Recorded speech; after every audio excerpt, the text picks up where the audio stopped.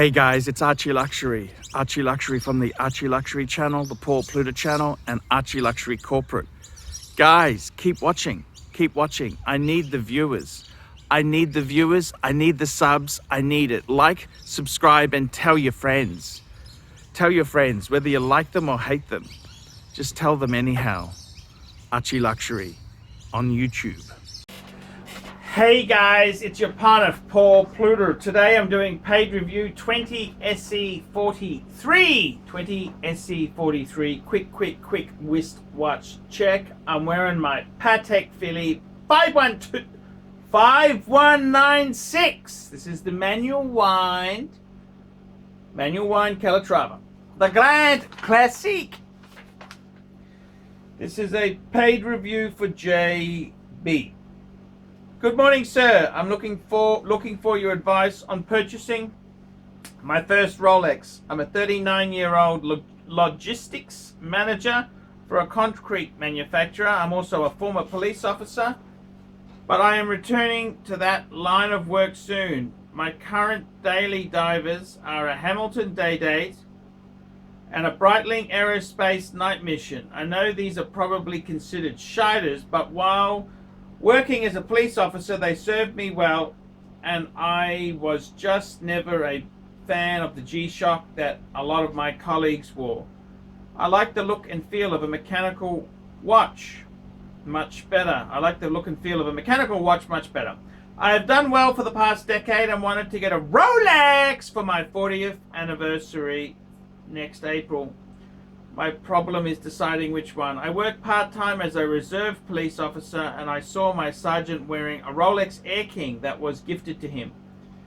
Here are my choices, and I know right now prices are absolutely insane, but I'm in no hurry, and hopefully the right one will come along. Rolex GMT Master 1 or 2, black dial and bezel, a no-date Submariner, or a Explorer 2 42mm black dial. Another question I have, some of the older GMTs I've looked at, both Master 1 and 2, are around 11 to 13, and they have acrylic or plastic versus the sapphire. Can you tell me the pros and cons of owning one or the other? Thank you very much, JB. Thank you for your service. Thank you for your service in law enforcement. Okay, I gotta tell you, man, the best advice for you is to get one really good wristwatch. Now, normally I would say maybe the Omega Speedmaster Man on the Moon, but the problem is the waterproofing it's not really a waterproof watch. They are an amazing watch, but I think a simple Rolex would be great. Now, I'd probably say to you, you're best to get steel as opposed to two-tone. Two-tone might attract the wrong attention. You want to be nondescript. So I got to be totally honest with you. All of those watches you've mentioned there are really good.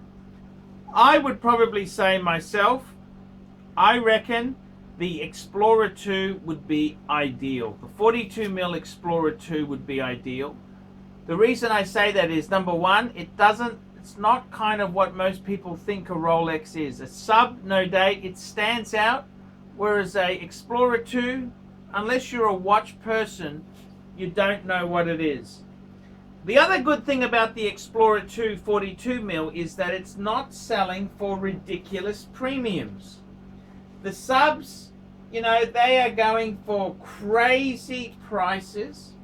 If I were you, forget the AD, forget the dealer, go to David SW, that's where I would go, David SW, go to David SW, and I would tell him, hey, just tell him the story, you're in law enforcement, you want a good watch, help me.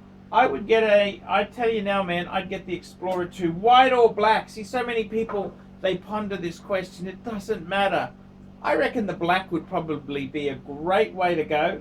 Just looking at David SW now, he's got one for just under $8,000 US.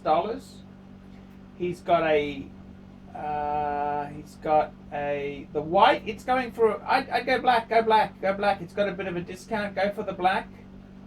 Sorry, that one for 8,000 is the 40 mil. That's a great watch. The 42 mil. I reckon that's a great way to go. He's got them for 9,675, 9,675. That's a box, papers, beautiful crispy example. Go to David SW, get it, and you are set for life. That is a fantastic watch. It's a watch which you can have and you don't need to explain it. It's just your watch. I gotta, I gotta be honest with you there. In some ways there, I think that would be the perfect.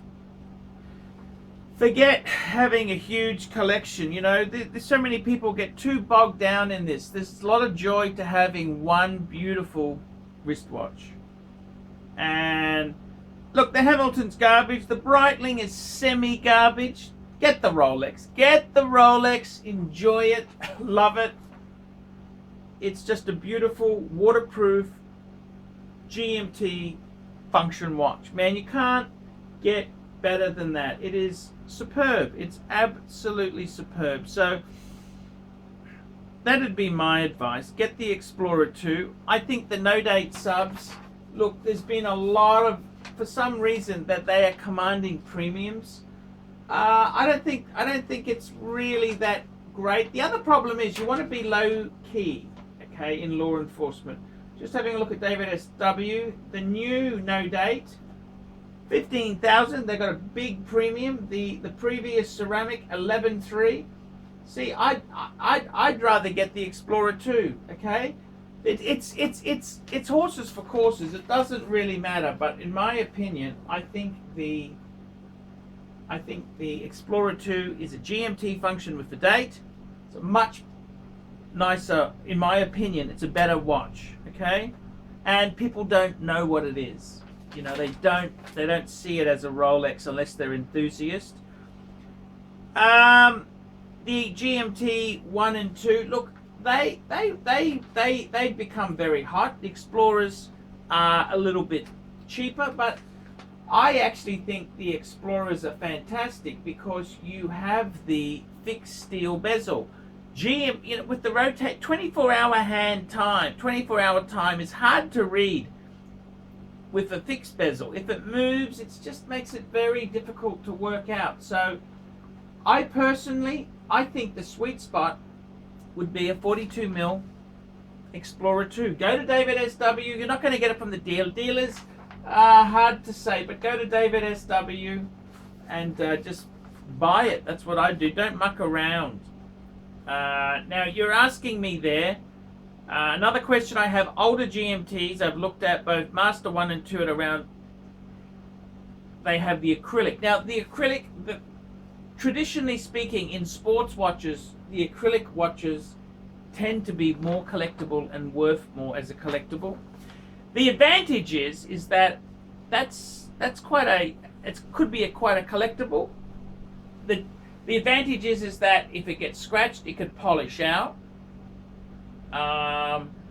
And it doesn't sort of chip.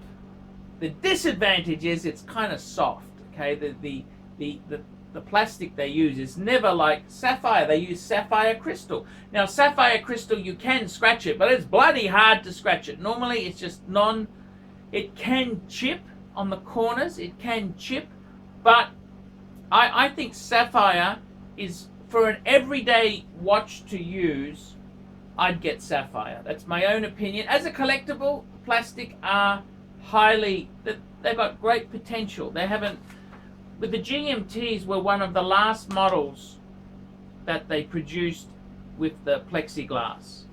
The last models was actually the 5513 and the Explorer 1. Can you believe that? They were the last ones to lose the plexiglass. But my honest opinion is, if you want a watch to wear and use every day, get the Explorer 2, black dial.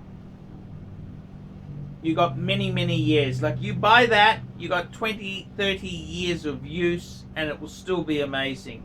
The technology, the way the bracelets are done is so much better to the vintagey ones there. Now, if you want to build a collection, that's another story. But if you want one good watch just to get life done and have a beautiful symbol on your wrist, I honestly could not fault getting a Explorer 2. It's a beautiful watch. It's not so much over retail. Good value. You may look try a few dealers, see if you can get one brand new. Just put it on your credit card, whatever. I know it's expensive, but your money is safe. So I got to tell you, man, Explorer 2, definitely you'll love that watch. You will love that watch.